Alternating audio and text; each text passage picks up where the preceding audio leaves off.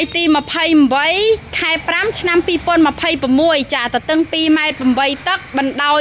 96 ម៉ែត្រ ចំនួន 2 ផ្ទាំងយកទៅបាំងទ្រង់មឿនចាហើយខ្នាតមួយទៀតគឺ 2 ម៉ែត្រ 6 គុណនឹង 60 ម៉ែត្រ ចំនួន 2 ផ្ទាំងដូចគ្នាចាហ្នឹងហើយអញ្ចឹងអរគុណដល់បងទាំងអស់គ្នាសម្រាប់ការជួយគាំទ្រចាឥឡូវនេះយើងដែលអត់ទាន់ហើយទេដោយសារមានបញ្ហាភ្លើងទៀតហើយចាម៉ានថ្ងៃនេះបញ្ហាភ្លើងរហូតខ្ញុំអធិស្ឋានផងសម្រាប់ការយឺតយ៉ាវណាបងប្អូននៅពេលដែលមានបញ្ហាភ្លើង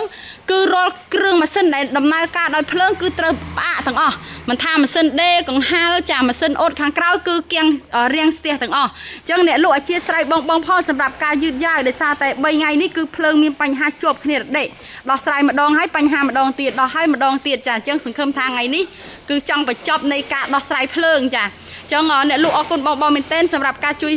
យទិញចា